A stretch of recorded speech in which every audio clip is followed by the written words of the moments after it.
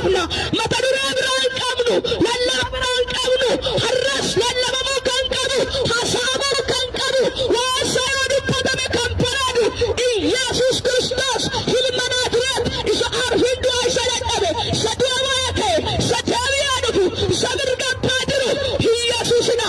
Lammiilee Itoophiyaa 47 Saawud Arabiyaatti duutiitti murtaa'e keessaa 2 ajjeefamuun erga dhagahameen booda maatiin hidhamtoota du'e irratti murtaa'ee boqonnaa malee waajjira ministeera dhimma alaa Itoophiyaa fi waajjira ministeera muummee Itoophiyaatti marmaaraa jiru. Haa ta'u malee ministeerri dhimma alaas ta'e imbaasiin Itoophiyaa Saawud Arabiyaatti argamu Muktaar Kadir xalayaa barreessineera jechuudhaan kan hafe waan qabatamaa hin arganne. Mootummaan Saawudii ammoo namoonni du'eetti murtaa'e kun ayyaana Arafaa dura akka ajjeefaman ajajee jira. Maatiin hidhamtootaa amma akka malee boqonnaa dhabanii watwaataa jiru. Adabbiin du'aa kun kan itti jijjiiramu yookaan furamuu danda'u karaa ministeera muummee Itoophiyaa Dr. Abiy Ahmediin qofa ajaateef dhimma kana ministeerri muummee Itoophiyaa Dr. Abiy Ahmed akka ariitiin hiikaniifis gaafataa jiru. Lammiileen Itoophiyaa 47 maal balleessinaan du'iitti murtaa'e yoomis qabaman haala kamiin gadhiifamuu danda'u kan jedhu odeeffannoo bal'aa qabanneerra waliin tura.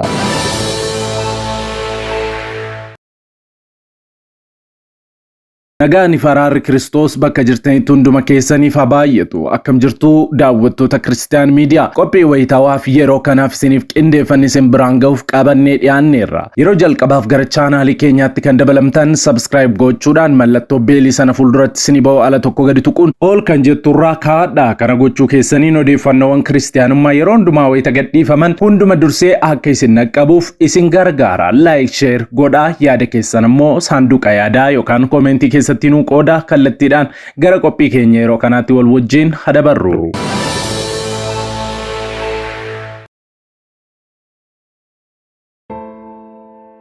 Viidiyoo kana like gochuudhaan jalqaba.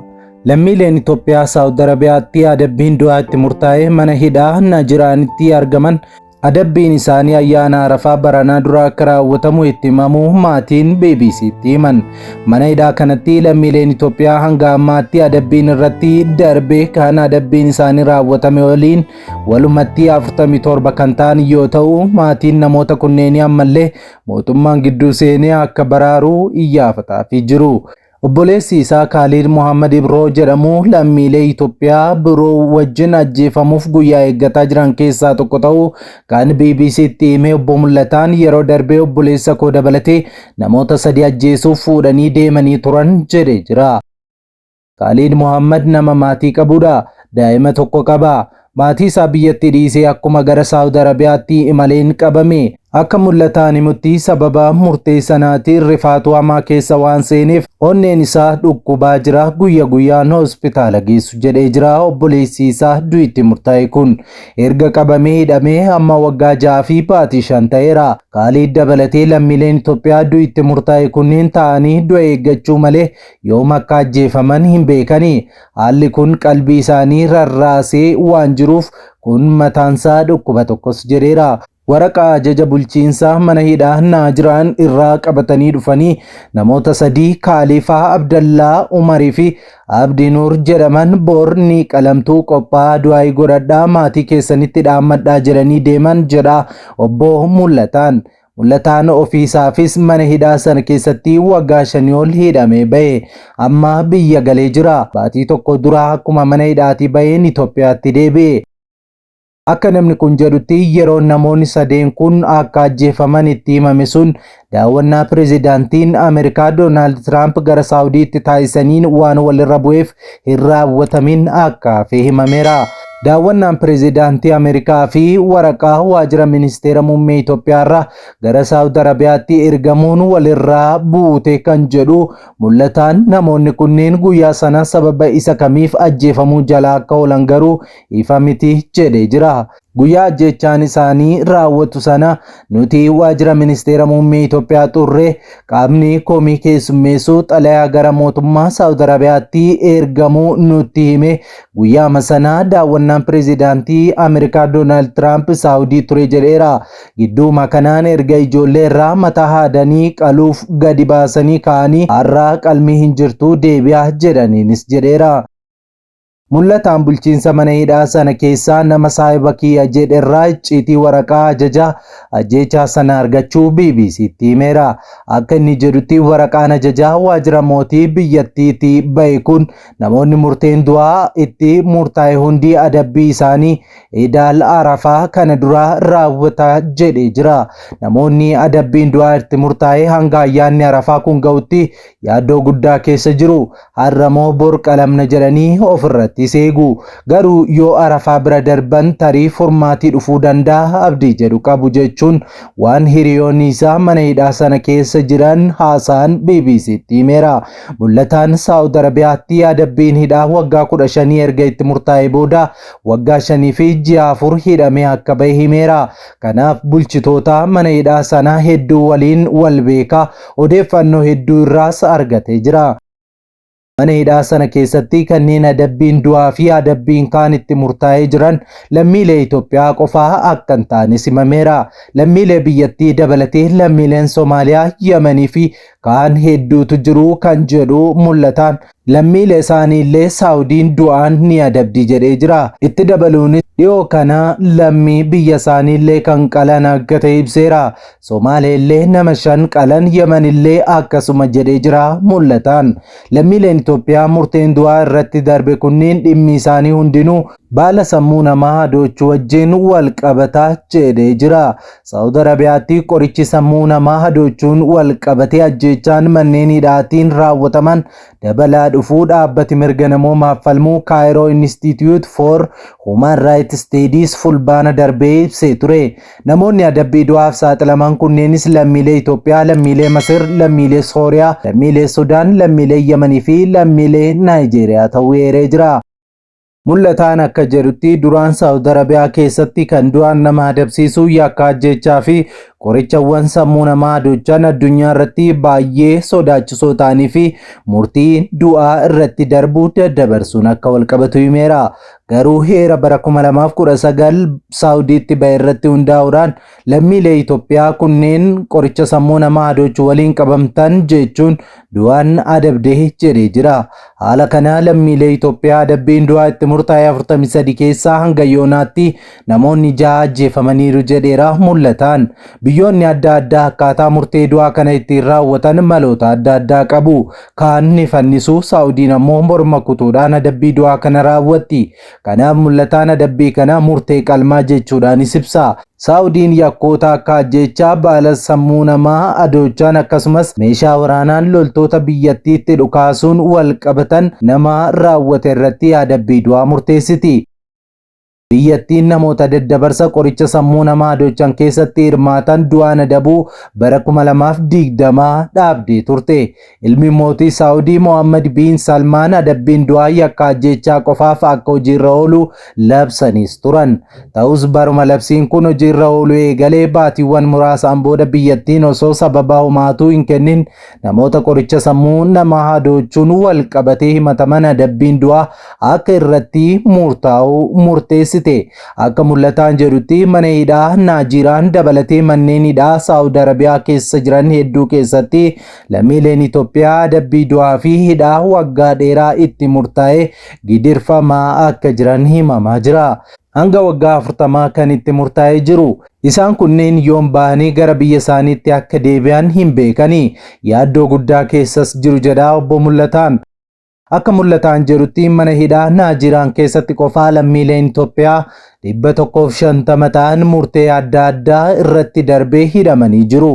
Lammiileen Itoophiyaa 1000 lakkaa'aman karaa Yemen darbuudhaan hanga Saawud Arabiyaa seenanitti rakkoo sukkanneessaa hedduu keessa darbu.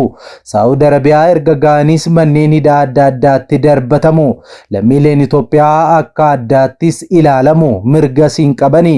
Mana hidhaa keessatti dararaa hamaa keessa jiru. Daa'imman, dubartoonni, dargaggoonni, jaarroleen bishaanii fi midhaan malee kutaa xiqqoo keessatti dhiphataa jiru jechuudhaan waan argeerraa dubbataa obbo Mul'ataan. Namni obboleessi isaa mana hidhaa Saawudii keessatti du'itti murtaa'ee obbo Mul'ataan miidhaa godaansaa isarra ga'eerraa ka'uun wayita namootaaf dhaamsa dabarsuu rakkoon hanga fedhee yoo isin mudate kan akka biyya sana hin jiru waan ta'eef garas imaluurraa of qusadhaas jedhee jira. Tokkoffaa namni keenya wallaalummaa irratti biyya sanaa kan deemu dallaalota seeraan alaatu kanatti oofuu isaan kunneen irratti ammoo mootummaan tarkaanfii fudhachuu qaba jedhee jira. Mul'ataan akka jedhutti maatiin isaanii erga murteen kun darbuu dhaga'anii mootummaatti iyyataa turani. Innis erga gara biyyaatti deebi'ee isaan waliin ta'uun iyyata itti fufaniiru. Waajjira pirezidaantii, waajjira ministeeraa dhimma alaa fi imbaasii Itoophiyaa Saawudii jiruttis iyyachuu himeera. Waajjiraaleen kunniin wal ta'uudhaan gara Saawudiitti xalayaa barreessanis turan. Saawudiin garuu murteen keenya murteedha jechuudhaan deebistee kan jedhu nutti himan jedhee jira. Mul'ataan deebii kana argannee gallee hin teenyes jedha. Gara waajjira ministeera muummee Itoophiyaa Dr. Abiy Ahmed deemuunis akka iyyatan himeera.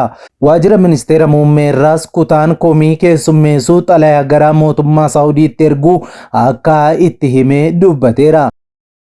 Maatii waliin ji'a tokkoof magaalaa Finfinnee turanii iyyataa akka turan akkasumas jarmiyaalee mirga namummaa kanneen akka Human Rights Watch jedhamanitti iyyachuu kan himu mul'ataan garuu hanga ammaatti furmaanni hin argamne jedhees jira. Namoonni du'itti murtaa'es qalbiin isaanii hawwii fi abdiidhaan rarra'ee jira yookiin yoom akka ajjeefaman waan hin beekneef yaaddoon isaan dararaa jedhee jira. Aangaa'onni lammiilee biyyoota kaanii kan Itoophiyaa caalaa hordofaa jiru kan jedhu mul'ataan garuu mootummaan Saawudii akka hin jijjiirre dubbateera. Fakkeenyaaf dhiyeenyumaa ministeerri dhimma alaa Soomaaliyaa ministeera dhimma alaa Saawud Arabiyaaf xalayaa barreessee ture. Garuu mootummaan biyyattii hanga pirezidaantiin dhufutti jedhee dide. Pirezidaantiin isaanis dhufee ture. Garuu erguma inni dhufee Soomaaliyaan 5 qalaman jechuudhaan waan quba qabu ibsee jira. Obbo Mul'ataan namni obboleessi isaa Saawud Arabiyaatti du'itti murtaa'e. Mootummaan Itoophiyaa yeroo yeroon namoota kumaan lakkaa'aman kanneen Saawud Arabiyaatti rakkoo keessa galan gara biyyaatti deebisaa jiraachuu ibsa. Kanneen biyyattii keessatti hafanis rakkoon isaanii furuuf akka hojjetu imbaasiin Itoophiyaa Saawud Arabiyaa Riyaad jiru ibseera. Dhiyeenya kana Saawudiitti ambaasaaddarri Itoophiyaa ambaasaddar Muktaar Kadir qondaala giddugalaa gargaarsa namoomaa mootii Saawud Arabiyaa Salmaan King Salmaan Humanitarian Aid and Relief Center jedhamu waliin dhimmoota mari'atan keessaa tokko waa'ee godaantotaa tureera. Hoogganaan giddugala kanaa Dr. Abdullah bin Abdulaziz Al Rabiyaa Itoophiyaan godaantota seeraan alaa Saawud Arabiyaa irraa gara biyya isheetti deebisaa jiraachuu isheef galateeffatanii jiru. Fuuldurattis godaantota gara biyyaatti deebi'an kunneen damdamachiisuu fi kanneen Saawudiitti hafanis deebisuuf hojii hojjetamu keessatti mootummaa Itoophiyaa akka tumsan waadaa galaniiru. Mul'ataan akka jedhutti fulbaana darbe keessa qondaalonni qoonsilaa Itoophiyaa Jiddaa jiru irraa gara Naajiraan imaluun namoota mana hidhaa jiran daawwatanii turan. Isaan keessaa qondaala abbaa biyyaa jedhaman qaamaan argatee akka waliin dubbate kan himu Mul'ataan isaanis namoota adabbiin du'aa itti murtaa'e hundaa viidiyoodhaan waraabanii ministeera dhimma alaa fi imbaasii Itoophiyaa Saawudii jiruuf erganii turan jedheera. Rakkoon kun akka jirtuu fi namoonni duutii itti murtaa'e kunneen yaaddoo keessa jiraachuu mootummaan Itoophiyaa quba qaba garuu hanga ammaatti wanti furamee hin jirus jedhee jira. Mootummaan Saawud Arabiyaa xalayaa yeroo garaagaraatti mootummaa Itoophiyaa irraa itti barraa'aniif deebii kenneen namoota adabbiin du'aa itti murtaa'e kana murteessanii kaasuu akka hin dandeenye ibseera. Mul'ataan akka jedhutti qondaalli Itoophiyaa rakkoo kanaaf furmaata fiduu danda'u ministeera muummee Itoophiyaa Dr. Abiy Ahmed qofa. Dhimmi lammiilee biyyoota kaanii hanga tokko kan furame sababa pirezidaantonni isaanii gidduu galaniifis jedheera. Fakkeenyaaf kanaan dura lammiilee Paakistaan nama ajjeesanii du'ii itti murtaa'e sababa pirezidaantiin isaanii gidduu seeneef haqameera jedhan obbo Mul'ataan. Ministeerri muummee Paakistaan mootummaa Saawud Arabiyaa waliin mari'achuun lammiilee isaanii kanneen yakka ajjeechaan du'ii itti murtaa'e bilisa baasuu ibsee Mul'ataan. Namoota Paakistaan gadhiifaman kunneen mana hidhaatti akka beekuu kan dubbatu Mul'ataan nama ajjeesanii akka hidhaman sirriitti beeka. Gama kanaan yoo ilaalamu ministeerri muummee Itoophiyaa osoo dhimma kanaaf xiyyeeffannaa kennanii kan lammiilee Itoophiyaa dhimma isa sana caalaa baay'ee salphatas jedhee jira. Garuu callisanii xalayaa barreessine jechuun bira darbu malee namni irratti xiyyeeffatee lubbuu lammiilee kunneenii baraaruuf kutannoo qabu hin jiru jechuudhaan komataa obbo Mul'ataan. BBCtu gabaasa.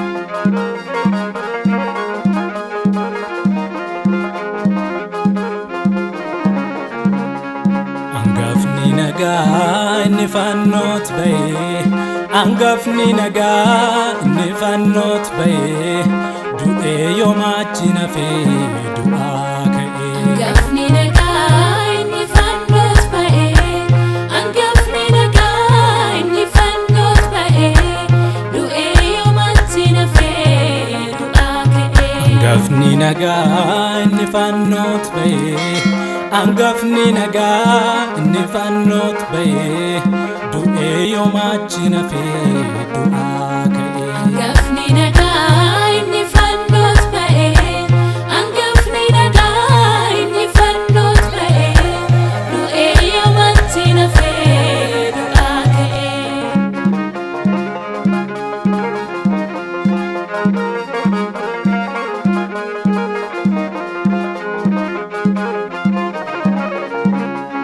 Du'aa keenya du'e ofii fudhate gatii cubbuu keenya hundumaa fiite qomoo ormaa turre ni nuu filate lammiilee waaqarra nu dabalate.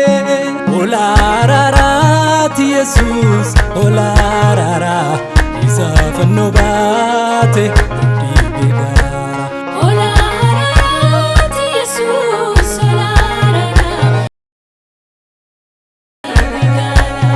Olaa dhiifamaati Yesuus olaa dhiifamaa karaa isaatiin jireenyatu argama. olaa dhiifamaati Yesuus olaa dhiifamaa karaa isaatiin jireenyatu argama.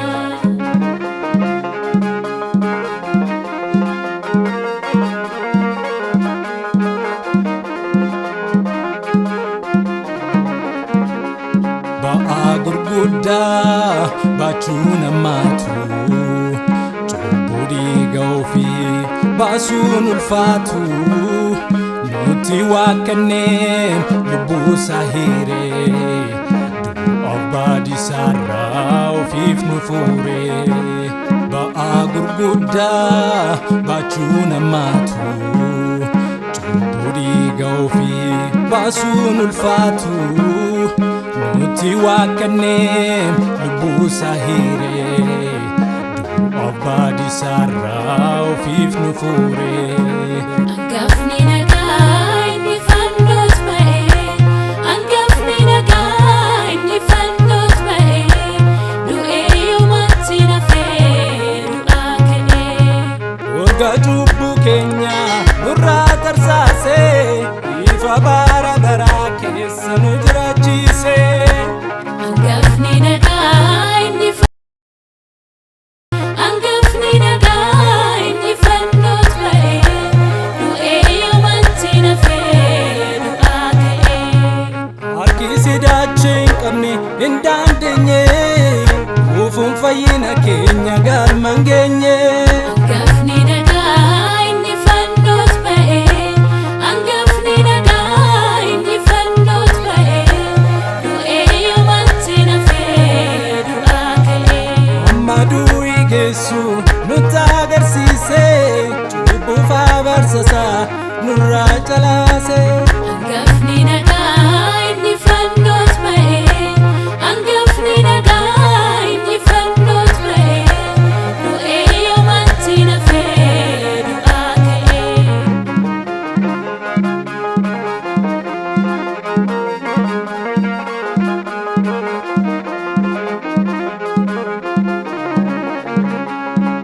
Inni fedhu dukkanni keenya bitaamnee garboomu keenya cubbuu fi adaba isaarraa Yesuusin qabanne tollaa'e. Inni fedhu dukkanni keenya bitaamnee garboomu keenya cubbuu fi adaba isaarraa Yesuusin qabanne tollaa'e. Olaaraaraati Yesuus olaaraaraa isa fannoo baate